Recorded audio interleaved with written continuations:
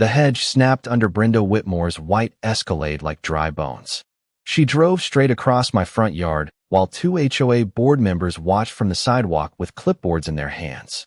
My 8-year-old privacy hedge folded into the mud, exposing my backyard, my workshop, and the row of neighbor kids waiting for the school bus. She had just destroyed the only green barrier between 6 homes and the busiest cut-through street in Willow Creek. What she did not know was that I controlled the masonry permits for every retaining wall, drainage curb, and block barrier on that side of the subdivision. Then she backed up. The reverse lights glowed red through the morning fog. Branches cracked again. The smell hit me first. Torn boxwood, wet soil, diesel exhaust, cold February air pouring over the ruined roots like somebody had opened a freezer door. I stood on my porch in socks, holding a mug of coffee that had gone still in my hand. The ceramic clicked once against the railing. Across the lawn, Brenda lowered her window just enough for her perfume to ride the exhaust. "Your hedges were non-compliant," she called. The board authorized removal. Behind her, Dale Mercer from the HOA board lifted a yellow folder like it was a badge. He did not step onto my property. He knew better, but he smiled like the damage had already been settled. That was the first mistake. The second was the orange spray paint on my driveway. A crooked line ran from the sidewalk to my side gate. Someone had marked the path for a community sightline correction, whatever that meant. The paint cut across my pavers, skipped over the cracked concrete apron, and ended near the old drainage channel beside my garage. That drainage channel mattered. Brenda did not know that yet. My name is Ethan Walker. I am 44 years old, and I build walls for a living. Not decorative garden borders. Real walls. Retaining walls. Foundation block. Stormwater barriers.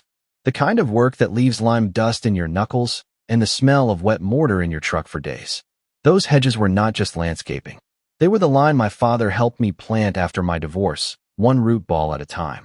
He had stood right where Brenda's tire tracks were now, pressing soil around each plant with hands that looked like old leather. "A good boundary," he said, "doesn't need to shout." For 8 years, I kept that boundary alive. I trimmed it by hand every spring. I watered it during dry August weeks when the grass turned brown and the sidewalk shimmered. I replaced 2 shrubs after a freeze. I watched sparrows nest in the thick middle section by the mailbox. Now the hedge lay split open. Mud clung to the leaves. One trunk was crushed flat enough to show the pale wood inside. Brenda climbed out of her Escalade wearing white sneakers that never touched the dirt. She stepped along the curb like my lawn was contaminated. Her blonde hair did not move in the wind. Her clipboard was tucked under one arm. Her smile looked practiced. "You'll receive a formal notice by noon," she said. This is what happens when owners ignore community standards. The school bus hissed to a stop behind her. Every kid at the corner went quiet. Mrs. Alvarez from across the street stood on her porch with one hand over her mouth. Mr. Keene stopped halfway down his driveway with a trash bag hanging from his fist. Nobody spoke. That silence did more damage than Brenda's tires. Then I saw the tow strap in her back seat. Bright yellow, coiled neat, fresh mud on the hook.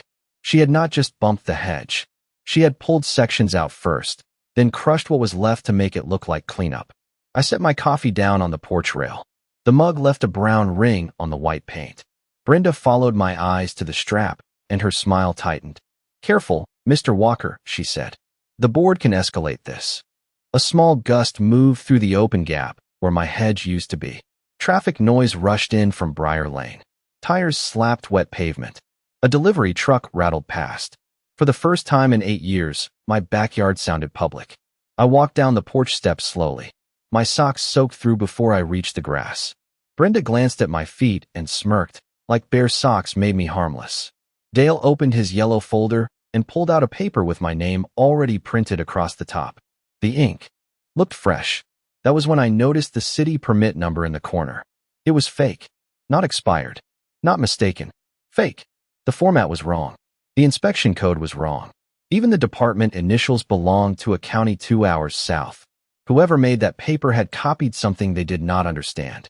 I looked from the fake notice to the orange paint, then to the drainage channel, then to the destroyed hedge lying between us like a body. Brenda tapped the clipboard with one manicured nail. "You have 7 days to restore the frontage to HOA-approved visibility standards," she said. "No walls, no fences, no barriers." The word barriers hung there. That was the third mistake, because my property line did not end where Brenda thought it did, and the strip she had just driven across was not governed by HOA landscaping rules.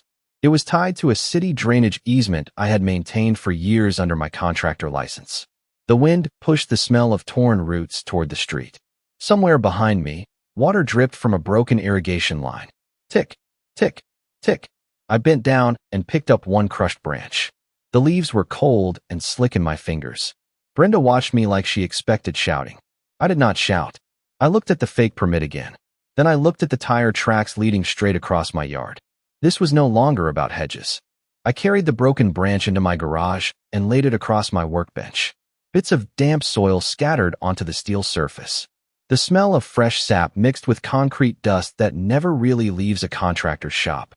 Morning light pushed through the high windows in thin stripes. Outside, traffic kept flowing through the gap where the hedge used to stand. Every passing tire sounded louder now. That bothered me more than I expected. The branch was only part of the damage. The missing privacy was harder to ignore.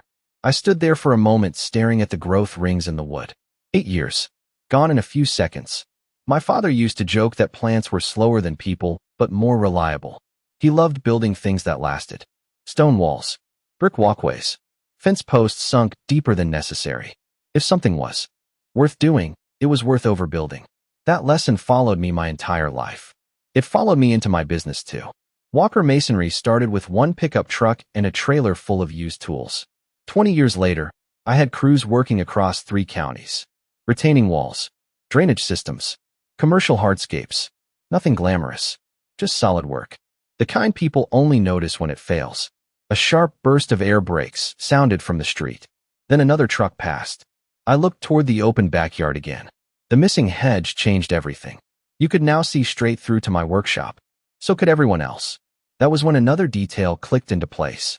Brenda had not targeted the front section. She had gone directly after the longest stretch. The section that shielded the backyard from public view. The section nearest the drainage easement. I walked outside and followed the tire marks again. The tracks crossed the lawn at an angle that made no sense if her goal was visibility. They led directly toward the drainage channel. I crouched beside the concrete edge and brushed mud away with my glove. Fresh scrape marks ran along the side. Metal against concrete. Recent. Very recent. The irrigation leak continued dripping nearby. Tick, tick, tick. The sound echoed through the quiet yard. I followed the orange paint line again.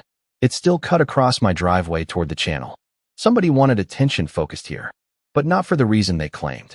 Across the street, Mrs. Alvarez stepped off her porch carrying a casserole dish covered in foil.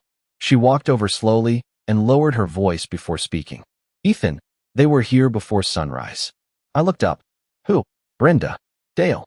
2 other board members. They had flashlights. She glanced toward the street. And a truck. A truck. Not an SUV. Not a landscaping crew. A truck. That was new. She handed me the dish. I thought you should know. Then she hesitated. They spent a lot of time near that drainage area. There it was again. The drainage channel. Not the hedge. Not community visibility. Not landscaping standards. The channel. After she left, I opened the foil. Warm biscuits. The smell instantly reminded me of neighborhood gatherings before Brenda took over the HOA. Back when people talked over fences instead of through violation notices. Back when nobody carried a clipboard everywhere. A shadow moved across the street. I looked up and spotted Dale standing near the community mailbox cluster. He was pretending to sort letters. He kept looking toward my property, specifically toward the channel.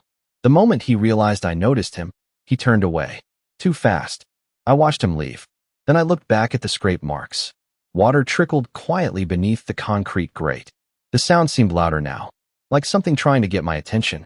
That afternoon, I pulled the maintenance records from my office safe. One entry immediately stood out. The maintenance binder landed on my desk with a dull thump. A thin cloud of concrete dust drifted off the cover. I flipped through inspection logs, contractor notes, and drainage reports going back nearly a decade. Most pages looked exactly how they should. Dates, signatures, repair schedules. Then I found the entry. 3 months earlier. A request for drainage access inspection. The approval line was blank. No city signature. No permit number. Nothing. Yet someone had written completed in blue ink across the bottom. I stared at it for several seconds. The handwriting looked familiar, not because I knew who wrote it, because I had seen it recently. I pulled the yellow violation notice Brenda's board had handed me that morning. Same blue ink, same slanted letters, same oversized capital C. My fingers tightened around the paper. Outside the office window, rain clouds were gathering over Willow Creek. The afternoon light turned gray. Another detail surfaced. HOA boards could complain about landscaping all day long. They could send letters. They could hold hearings. But they had no authority over drainage infrastructure. Not that channel. Not that easement. A low rumble of thunder rolled across town. I looked back at the records. Whoever altered this document wanted a paper trail that did not exist. The question was why. My phone buzzed against the desk. It was Greg Hansen, city inspector. We had worked together on several commercial retaining wall projects over the years. Greg was the kind of man who always sounded half awake until he found something wrong. Then he became very interested. I asked him a simple question. Had anyone requested an inspection near my property during the last 6 months? Silence. Keyboard clicks. More silence. Then a slow exhale. Ethan, that is strange. Those 4 words got my attention immediately. Greg was not a dramatic person. What is strange? I asked. More keyboard clicks. I have a permit request here. It references your drainage easement. My stomach tightened. Approved? No. He paused. Withdrawn. Rain tapped against the office window. Light at first. Then harder. Who submitted it? Another pause. Willow Creek Homeowners Association. There it was. The room suddenly felt smaller. Greg continued. The request claimed the drainage route was obsolete and could be modified. Modified. Not repaired. Modified. I knew exactly what that meant. The channel carried runoff from several streets before redirecting water toward a city retention area. Small changes could affect dozens of properties. Maybe more. I stood and walked to the workshop window overlooking my backyard. Rainwater was already gathering along the concrete edge. The damaged irrigation line continued dripping into the channel. Tiny ripples spread across the surface. Why was it withdrawn? I asked. Greg laughed softly. Because whoever submitted it did not own the easement. That answer stayed with me. Not own the easement. Outside, water moved steadily through the narrow channel. Predictable. Controlled. Doing exactly what it was designed to do. Suddenly, the destroyed hedge looked different. The fake permit looked different. Even the orange paint looked different. None of it was about visibility. None of it was about landscaping. Something larger sat underneath all of it. Greg lowered his voice. You might want to keep an eye on that area. Why? I asked. Rain hammered the roof harder now. Because someone submitted another inquiry yesterday. A chill moved through me. About what? Papers shuffled on his end. Then he answered. Permanent access. Modifications. I looked out toward the street. Through the rain, I spotted Brenda's white Escalade parked near the community mailbox cluster again. She was talking with Dale. Both were pointing toward my property. Neither noticed me watching. The windshield wipers swept across her glass in steady rhythm.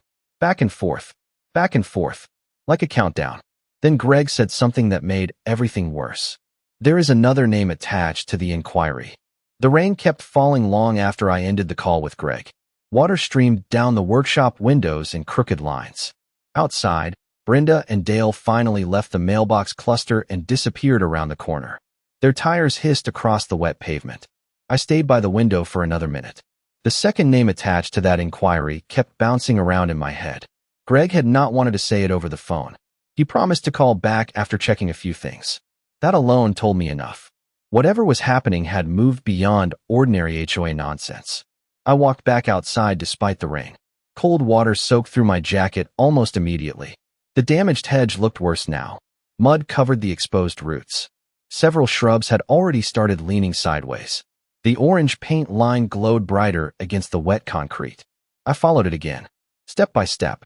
The line crossed my driveway, passed within a few feet of the drainage channel, then continued toward the corner of the property.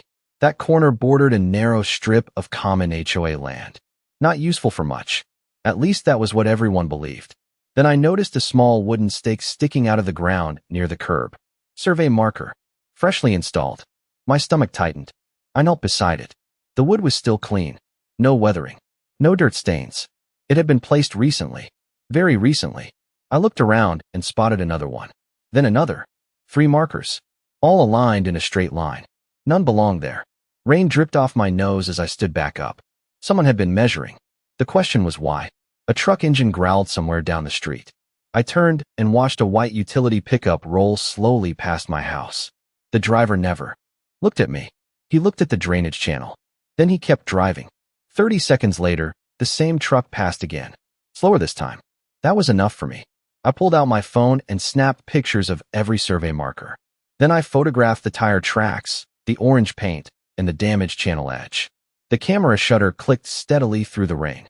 Evidence first. Questions later. That rule had saved me more than once in business. A text message arrived before I finished.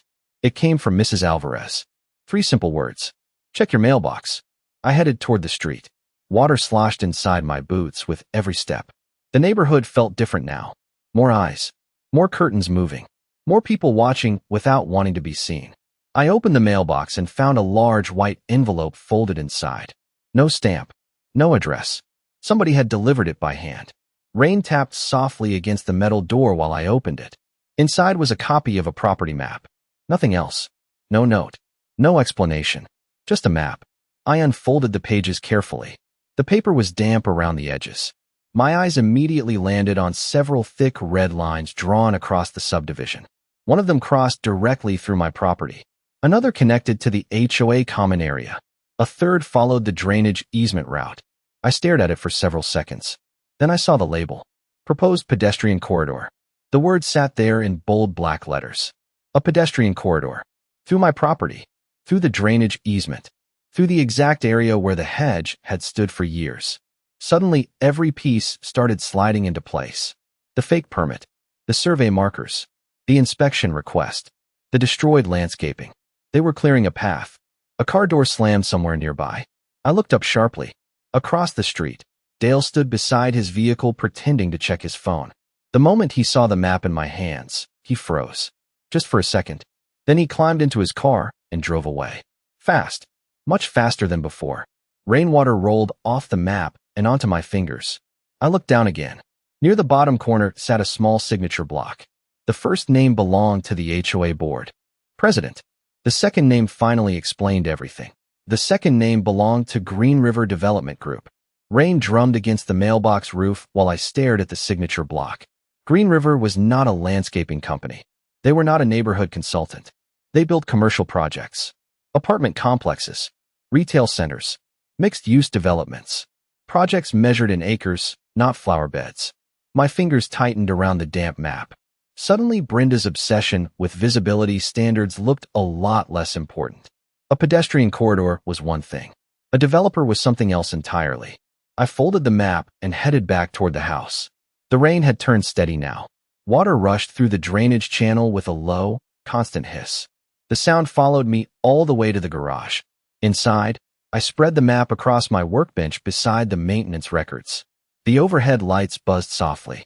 Drops of water slid off my jacket and onto the concrete floor. I studied the route again. The proposed corridor crossed HOA property, touched the drainage easement, and clipped the corner of my land exactly where the hedge had stood. Too exact to be a coincidence. My phone rang. Greg. I answered immediately. You saw the second name? He asked. I did. A long pause followed. Then you should know something else. Papers shuffled on his end. Green River submitted preliminary concept sketches to the city last month. I looked down at the map again. For what? More silence. Then a sigh. They called it a community connectivity project. I almost laughed. Community connectivity. The phrase sounded polished enough for a brochure. But the timing matched too perfectly. The inspection request. The survey markers. The damaged hedge. The corridor. All of it pointed in the same direction. Was it approved? I asked. No. Greg paused again. Not yet. Not yet. Those 2 words settled heavily in the room. Outside, thunder rolled across the neighborhood. I walked toward the workshop window. The drainage channel was nearly full now. Water moved swiftly through the concrete run. Fast. Controlled. Efficient. The way it had for years. Then another detail hit me. If somebody wanted permanent access through that area, the drainage route was the obstacle. Not the hedge. Not my yard. The channel itself. A knock sounded at the garage door. 3 quick taps. I opened it and found Mrs. Alvarez standing there under a blue umbrella. Her expression looked different this time, more serious. She held a small stack of papers. "Someone left these at my door," she said quietly. The pages were photocopies, HOA meeting agendas, attendance records, budget summaries. Most looked ordinary. Then I spotted a highlighted line buried near the bottom of a meeting agenda from 4 months earlier. Community Enhancement Corridor Review Committee. My pulse quickened. I flipped through the remaining pages. The committee had met 3 times. None of those meetings had been announced to residents. None appeared in the neighborhood newsletter. One page listed attendees: Brenda Whitmore, Dale Mercer, 2 HOA board members, and a representative from Green River Development Group. Rain rattled against the garage roof. "Harder now." Mrs. Alvarez lowered her voice. "People are starting to talk." I looked up. "About what?" She glanced toward the street. "About why they wanted your property involved." After she left, I sat alone at the workbench. The papers formed a neat stack beside the map. The maintenance records sat beside those. Piece by piece, a picture was emerging. Not complete. Not yet. But large enough to see its outline. Then I noticed one item buried in the committee notes. A date circled in red marker. The date circled in red marker was only 9 days away. Rain continued hammering the garage roof while I stared at it. The ink had bled slightly into the paper, but the words were still clear. Preliminary site review meeting. That sounded official. Too official for something residents supposedly knew nothing about. I flipped through the remaining pages again. The committee notes mentioned access improvements, visibility enhancements, and pedestrian integration. The language felt polished, carefully chosen. Every sentence avoided saying exactly what would change. That bothered me. In construction, people usually hide bad ideas behind good-sounding words.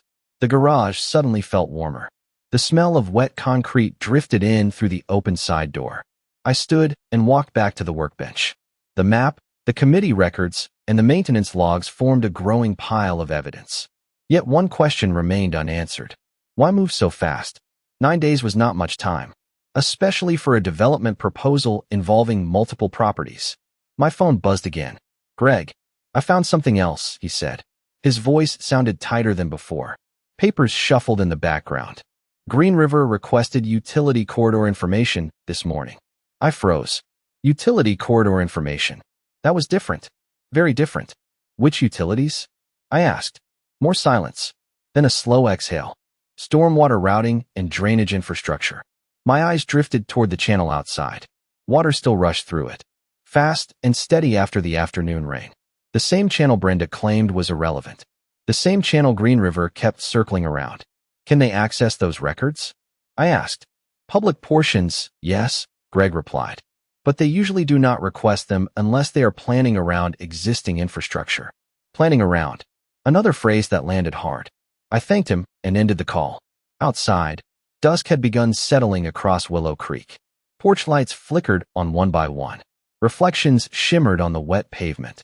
Everything looked normal, yet nothing felt normal anymore. I stepped onto the back patio and listened. Water moving through concrete. Wind pushing through broken shrubs. Distant traffic from Briar Lane. Then another sound. A vehicle door closing. I turned toward the street. A black SUV sat across from my property. Not Brenda's Escalade. Different vehicle. Different driver. The man inside never got out. He simply watched the neighborhood. A few minutes later, he drove away. Slowly. The way surveyors and inspectors often do when studying a site. That night, I barely touched dinner. The casserole from Mrs. Alvarez sat untouched beside the sink.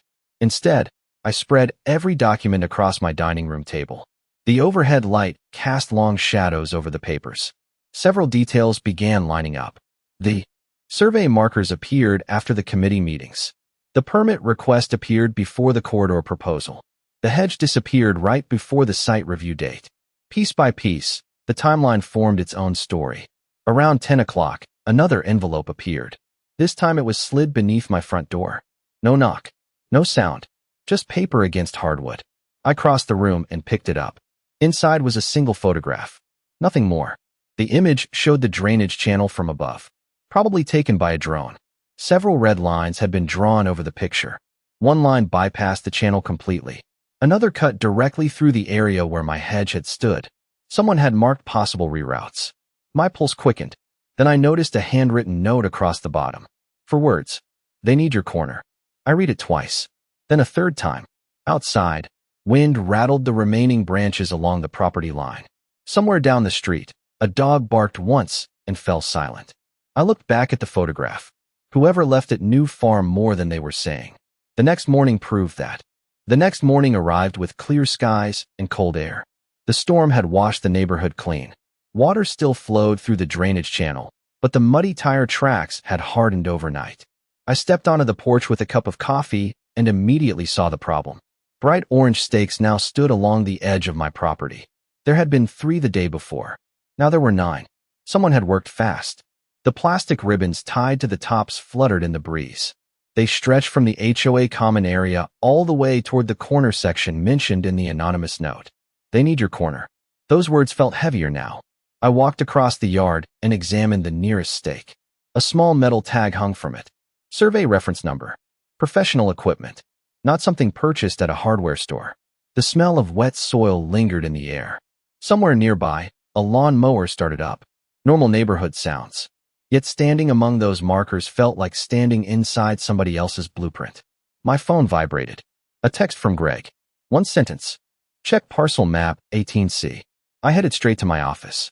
10 minutes later, I was staring at county records on my computer screen. Parcel map 18C covered the entire section surrounding my property. Roads, easements, utility routes, HOA common areas. Everything. At first glance, nothing seemed unusual. Then I zoomed in. A narrow strip connected the HOA common land to the drainage easement. The same narrow strip where the survey stakes had appeared. My eyes moved across the property boundaries. Then I saw it. The strip terminated at my corner. Not near it. Not beside it. Directly on it. I leaned closer to the screen. The dimensions were small. Easy to overlook. Yet strategically important. Without that corner, any proposed corridor stopped dead. With it, everything connected. Sidewalk access. Utility routing. Pedestrian movement. Every line on the development sketch suddenly made sense. A sharp knock rattled my front door. I opened it and found a man in a gray polo shirt holding a clipboard. He looked professional, calm, polished. The company logo embroidered on his chest immediately caught my eye. Green River Development Group. So now they were knocking directly. Mr. Walker, he asked. I nodded. He smiled politely. My name is Ryan Keller. We would like to discuss a community improvement opportunity. There it was. Not landscaping. Not visibility. Not HOA compliance. Community improvement. The newest phrase in a growing collection of carefully chosen words. I invited him onto the porch, but not inside. Ryan spoke smoothly. Years of practice showed in every sentence. He described increased connectivity, walkability, future property values, enhanced neighborhood experience. Every phrase sounded positive. None explained why survey stakes appeared on my land without permission. None explained the destroyed landscaping. None explained the fake permit. I listened quietly. Then I asked a simple question. How important is my corner? Ryan's smile faded for half a second. Just half a second. Then it returned. But the damage was done. I had my answer. He handed me a glossy brochure before leaving. The paper smelled fresh from the printer. Bright renderings covered the pages. Families walking. Landscape pathways. Decorative lighting. The proposed route looked clean and harmless. Almost beautiful. Until I noticed something missing. The drainage channel was gone. Completely absent from every rendering. I flipped through the brochure again. Same result. No channel. No easement. No infrastructure. Just empty green space where critical drainage should have been. My pulse quickened. Someone was presenting a future that ignored the system underneath it. That was not a design choice. That was a warning. Then I found the engineering reference number printed in tiny text on the last page. The engineering reference number sent me straight back to my office computer. The afternoon sun slanted through the blinds and painted narrow bars of light across the desk. Dust floated in the air. The brochure lay open beside the keyboard. The smiling families on the cover suddenly looked ridiculous. I typed the reference number into the county planning database. Nothing appeared. I tried again. Same result. Then I removed the final digit. A record appeared instantly. My eyes narrowed. The number on the brochure had been altered. Just 1 digit. Enough to hide the actual file from a casual search. That was not an accident. I opened the record. Several documents were restricted, but one attachment remained public. A preliminary engineering summary. I downloaded it and started reading. The first page looked harmless. Site connectivity, public access, neighborhood enhancement. The same polished language I had already seen. Then I reached page 6. A diagram covered most of the sheet. Thin blue lines traced existing drainage flow. Thick red lines showed proposed modifications. The red lines crossed directly through my corner. My stomach tightened. There it was. Not a theory. Not a guess. A plan. The proposal required redirecting runoff through a redesigned system. The existing channel stood in the way. I leaned back in my chair. The leather creaked softly. Outside, a delivery truck rumbled down the street. Everything finally started fitting together. The survey markers. The corridor. The fake permit. The destroyed landscaping. They were trying to remove obstacles before the public review meeting. My hedge had simply been the first obstacle. A notification popped onto my screen. New email. Cinder unknown. No subject line. I opened it carefully. One sentence appeared. Look at Appendix C before they remove it. No signature. No explanation. I immediately searched the engineering file. Appendix C sat near the end. 53 pages in. I clicked it open. My pulse quickened. The appendix contained technical calculations. Most people would never read them.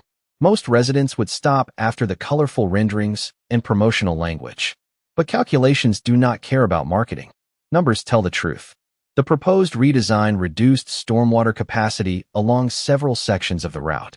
One section flashed on the screen. My section. The drainage volume dropped significantly under peak rainfall conditions. I read the figures twice. Then a third time. The numbers did not change. If those calculations were accurate, the redesign introduced risk. Not immediate catastrophe. Not dramatic disaster. Just increased overflow potential during major storms. Enough to concern an engineer. Enough to concern a contractor who had spent 2 decades solving drainage problems. The room felt very quiet. Then my phone vibrated. Greg again. You found it, didn't you? He asked. I stood and walked toward the workshop window.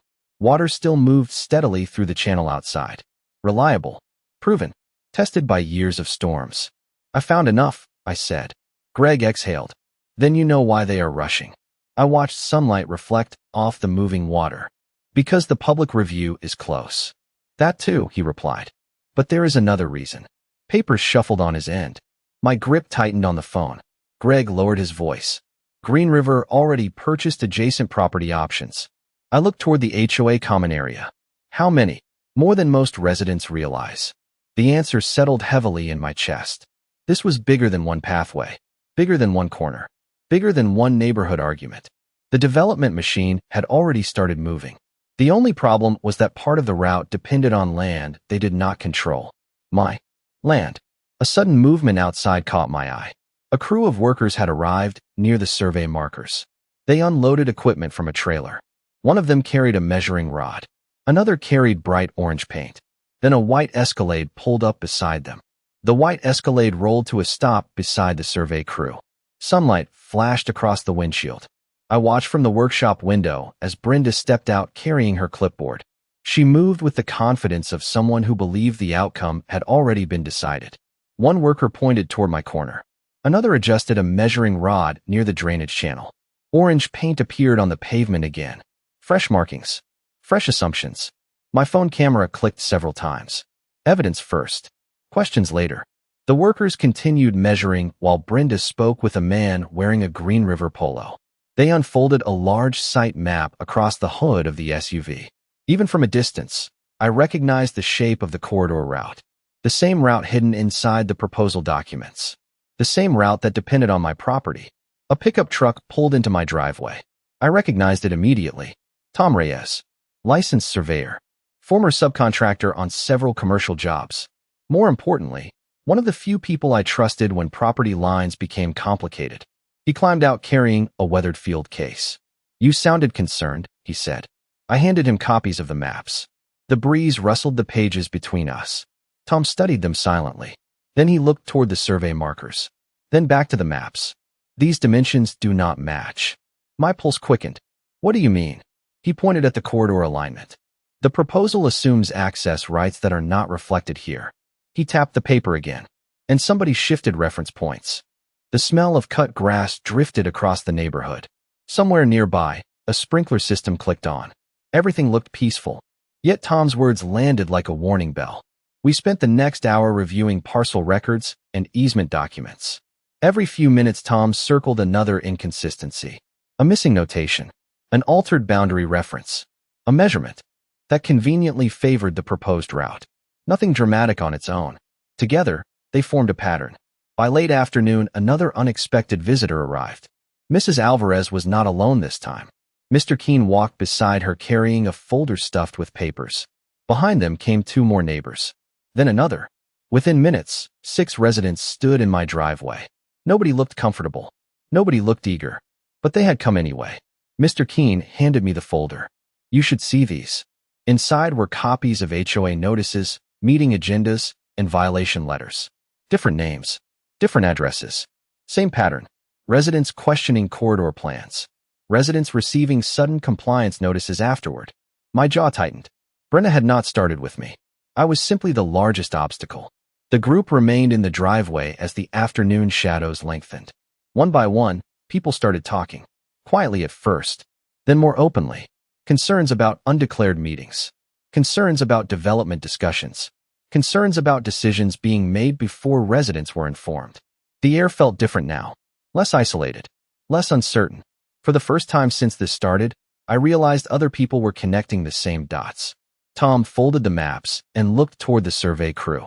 They were packing equipment into their truck. Brenda remained beside the Escalade speaking on her phone. You know what the funny part is? Tom asked. What? He nodded toward the corridor route. If they cannot legally cross your corner, the entire alignment falls apart. I followed his gaze. The late afternoon sun reflected off the drainage channel. Water moved steadily beneath the concrete grate. Reliable. Unchanged. The system underneath everything. The very thing they kept trying to work around. Several neighbors exchanged uneasy glances. Nobody said much after that. They did not need to. The implication was obvious. My corner was not a small piece of the puzzle. It was the keystone. And everyone was finally starting to see it. Then Tom noticed something on the newest survey stake. Tom crouched beside the newest survey stake and brushed dirt away from the base with his glove. The rest of us gathered around him. Evening sunlight stretched across the yard. Long shadows cut through the grass. The neighborhood had gone strangely quiet. Even the usual traffic from Briar Lane seemed distant. Tom turned the stake slightly and pointed to a small aluminum tag attached near the bottom. This is not the current survey reference, he said. My pulse quickened. What do you mean? He held the tag up toward the light. The numbers were scratched, but still readable. This identifier belongs to an older parcel configuration. Nobody spoke for a moment. A cool breeze moved through the damaged section of the yard. The remaining shrubs rustled softly. Tom stood and pulled a notebook from his case. He flipped through several pages. This reference predates the drainage easement update. I looked toward the channel. Water moved steadily beneath the grate. The same system that kept appearing in every document. The same system they seemed desperate to avoid discussing. Mr. Keene folded his arms. Why would that matter? Tom closed the notebook. Because the old configuration creates the appearance of access where none currently exists. Several neighbors exchanged looks. The meaning landed immediately. Somebody was building a case using outdated information. Not necessarily false. Just incomplete enough to create confusion. That was often more effective. My phone buzzed. A new email had arrived. Public review meeting agenda. I opened it immediately. The meeting date matched the one circled in red from the committee notes. 9 days away had become 4. They had moved the schedule forward. My jaw tightened. Another change. Another acceleration. I scrolled through the agenda. Most items looked routine. Budget updates. Landscaping discussions. Community maintenance. Then I found the corridor proposal. 15 minutes. That was all. 15 minutes allocated for a project that affected multiple properties and critical drainage infrastructure. Tom leaned over my shoulder and read it. His expression hardened. That is not enough time. He was right. Most residents would never understand what was being proposed. Not in 15 minutes. Especially if the presentation focused on attractive renderings instead of engineering details. The sun dipped lower. Porch lights began turning on across Willow Creek. One by one, small pools of yellow light appearing in windows. The neighbors remained in my driveway longer than expected. Nobody seemed eager to leave. Questions started flowing. Quiet conversations. Shared concerns. More stories surfaced. Mrs. Alvarez mentioned private committee meetings. Another resident described receiving unexpected compliance notices after asking questions. A third neighbor recalled seeing survey crews months earlier near the common area. Individually, each detail sounded small. Together, they formed a pattern. Brenda had been laying groundwork for a long time. Then another vehicle entered the neighborhood. A dark sedan. It slowed near my property before continuing toward the clubhouse. Something about it caught my attention. The license plate frame carried a city planning logo. I watched it disappear around the corner. So did Tom. Interesting timing, he muttered. I nodded. The public review meeting suddenly felt much closer. After everyone left, I carried the documents back inside. The dining room table disappeared beneath maps, notes, photographs, and records. Every piece connected to another piece. Every answer revealed a larger question. The house smelled faintly of coffee and damp paper. Outside, crickets had begun chirping. The neighborhood looked calm again. Too calm. Around 10 that night, Greg finally called. His voice was low, more cautious than usual. I should probably not be telling you this, he said. I sat down immediately. Telling me what? Papers rustled on his end. Then silence. Several long seconds passed. When he finally spoke, every word landed like a weight. The city planner assigned to the review meeting requested a private site visit tomorrow morning. I stared at the maps covering my table. With who? Another pause followed. Then Greg gave me the answer. The name was not Brenda. The name Greg gave me was Daniel Mercer. Dale Mercer's brother. Senior project consultant for Green River Development Group. I sat frozen at the dining room table while the clock ticked. On the wall, maps covered every available surface. Property records overlapped engineering summaries. Photographs sat beside committee notes. Yet that single name connected more pieces than all the documents combined. The private site visit was not being arranged through Brenda. It was being arranged through Green River. That mattered. The next morning arrived cold and bright. Thin fog lingered over the drainage channel. The grass sparkled with moisture. I stood near the damaged section of the yard holding a travel mug of coffee when a dark sedan turned into the neighborhood. It slowed near my property before continuing toward the HOA common area. A second vehicle followed. Then a third. I watched them disappear toward the clubhouse. The visit had started. I grabbed my field notebook and headed toward the corner lot. The air smelled clean after the recent rain. Birds moved through the remaining shrubs. Everything looked ordinary. Yet several residents were already outside. Mrs. Alvarez stood near her mailbox. Mr. Keene sat on a folding chair beside his driveway. Neither said much. They simply watched. The same way I did. Around 9 o'clock, a small group emerged near the common area. I recognized Daniel Mercer immediately from the Green River brochure. Beside him walked a city planner carrying a tablet. 2 consultants followed. Brenda appeared moments later, clipboard in hand. Perfect timing. The group moved slowly along the proposed corridor route. Every few minutes they stopped and pointed at something. Notes were taken. Measurements discussed. Distances reviewed. Then they reached the section nearest my property. I remained on my side of the boundary line. Quiet. Observing. Daniel pointed toward the corner. The city planner looked down at a map. Brenda said something. The planner frowned. That caught my attention immediately. The conversation lasted longer than the others. Much longer. Finally, the planner walked toward the drainage channel. He studied the concrete structure carefully, more carefully than anyone else had. He crouched beside the grate, looked underneath, examined the flow path. Then he stood and asked Daniel a question. Even from a distance, I could see Daniel hesitate. Only briefly, but enough. The planner asked another question. Brenda stepped forward. Daniel answered. The planner's expression did not improve. A cool breeze crossed the yard. The channel water moved steadily beneath the grate. The sound carried farther than usual. Several neighbors had drifted closer now. Not interfering, just watching. Word had spread. People wanted answers. The group continued walking. But the pace had changed. Slower, more deliberate, less confident. Then something unexpected happened. The planner left the group entirely and walked toward me. Gravel crunched beneath his shoes. He introduced himself and extended a hand. I shook it. He glanced toward the damaged landscaping area, then toward the channel. You maintain this easement? He asked. For years, I replied. He nodded. Do you have maintenance records? I almost smiled. Every single one. His eyes shifted briefly toward Daniel and Brenda, then back to me. Would you be willing to provide copies? That question told me everything. He was no longer relying solely on what Green River had presented. I agreed immediately. The planner thanked me and returned to the group. Brenda's face tightened the moment she saw us speaking. Daniel looked concerned. Very concerned. For the first time since this began, they no longer appeared to be controlling the conversation. By noon, the site visit ended. Vehicles pulled away one by one. Residents slowly returned to their routines. Yet the atmosphere felt completely different. The confidence that had surrounded the corridor proposal was beginning to crack. And later that afternoon, the planner sent an email that changed everything. The email arrived at 3:17 that afternoon. I opened it while standing in my workshop beside the window overlooking the drainage channel. The subject line was short. Request for supplemental documentation. I read it twice. Then a third time. The city planner wanted maintenance records, inspection reports, easement documentation, and any evidence related to modifications proposed within the corridor route. My pulse slowed for the first time in days. Somebody was finally asking the right questions. Outside, sunlight reflected off the moving water. The channel sounded steady and familiar. A system doing exactly what it had been designed to do.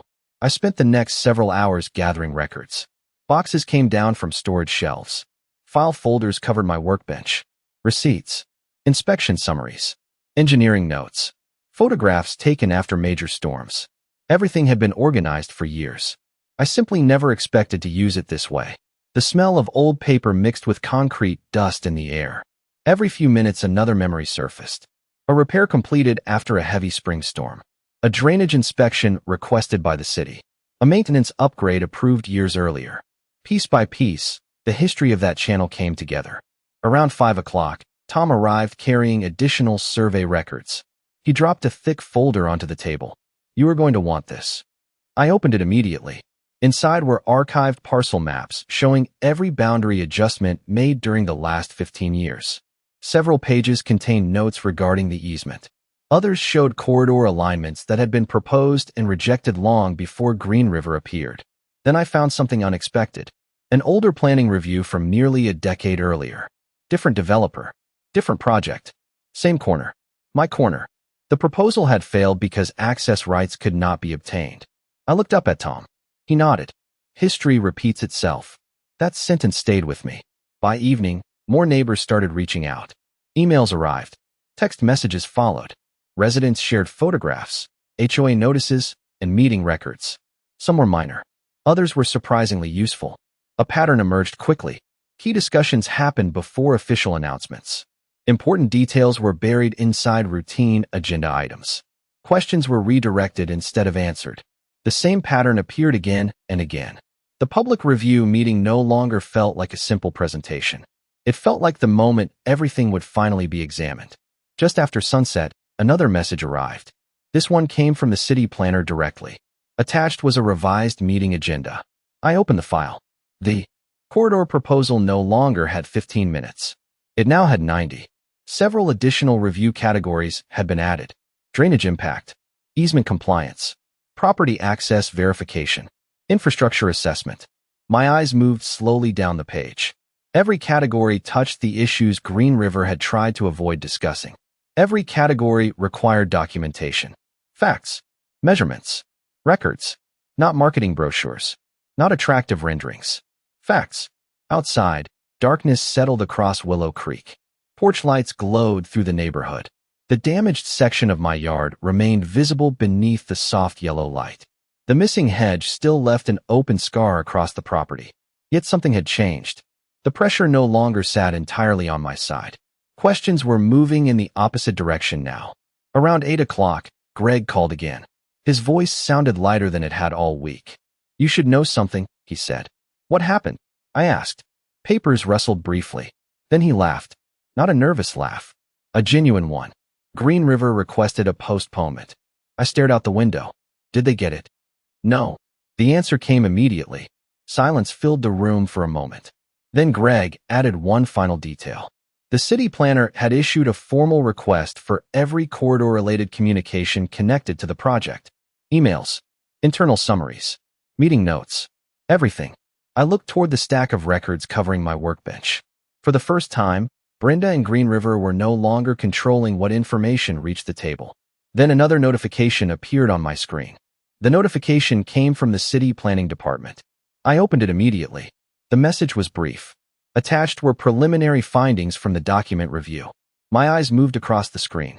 Several inconsistencies had been identified. Easement assumptions could not be verified. Survey references relied on outdated parcel configurations. Corridor access claims remained unsupported. I read every line twice. Then I leaned back in my chair and listened to the quiet hum of the workshop lights. Outside, water continued flowing through the drainage channel. The same steady sound that had been there from the beginning. The same sound everyone else seemed determined to ignore. Over the next 2 weeks, everything changed. The public review meeting lasted nearly 3 hours. Residents filled the room. More people showed up than anyone expected. The colorful renderings still appeared on the screen. The polished presentations still happened. But this time, every claim faced questions. Real questions. Documentation was requested. Measurements were challenged. Assumptions were examined. The maintenance records, survey data, easement files, and engineering calculations all became part of the discussion. Facts replaced slogans. The atmosphere shifted almost immediately. Green River representatives spent more time answering concerns than presenting plans. The city planner asked direct questions about access rights. The engineering consultant reviewed drainage impacts in detail. Several residents spoke about the committee meetings they had never been told about. Others described compliance notices that arrived after they raised concerns. One by one, the pieces surfaced. Not dramatically, not all at once, just steadily, the way truth usually does. By the end of the meeting, the corridor proposal looked very different from the simple community improvement project originally described. Several review categories remained unresolved. Additional studies were ordered. Further approvals were suspended pending verification. The process slowed to a crawl. A week later, Green River formally withdrew the alignment that crossed my corner. Without that connection point, the preferred route no longer worked. Alternative options would require redesigns, additional approvals, and entirely new engineering reviews. The momentum disappeared almost overnight. Shortly afterward, the survey stakes vanished. The orange paint markings disappeared as well. Then something even more surprising happened. The HOA board scheduled a special election. Residents demanded transparency, attendance records, committee disclosures, open communication. The conversations that followed were uncomfortable for some people, necessary for everyone. Brenda remained on the board long, enough to watch those discussions unfold. Then she quietly stepped away from her leadership position. No dramatic speech, no public confrontation, just a resignation letter and an empty chair at the next meeting. The neighborhood slowly settled back into normal life. Months passed. The damaged section of my yard remained empty for a while. I wanted to be certain before rebuilding anything. Then one cool Saturday morning, concrete trucks rolled into my driveway. The smell of fresh mortar filled the air. Forms were set. Footings were poured. Block by block, a new structure took shape along the property line. Stronger, permanent, built according to every requirement, every permit, and every measurement. Neighbors stopped by throughout the project. Some brought coffee. Others simply watched. The finished wall stood exactly where it belonged. Solid, legal, untouchable. On quiet evenings, I still sit on the back patio and listen to the water moving through the channel. The sound never changed. Looking back, the strangest part was never the development proposal. It was how many people assumed a boundary only mattered when someone crossed it. My father used to say a good boundary does not need to shout. Standing beside that wall today, I finally understand exactly what he meant.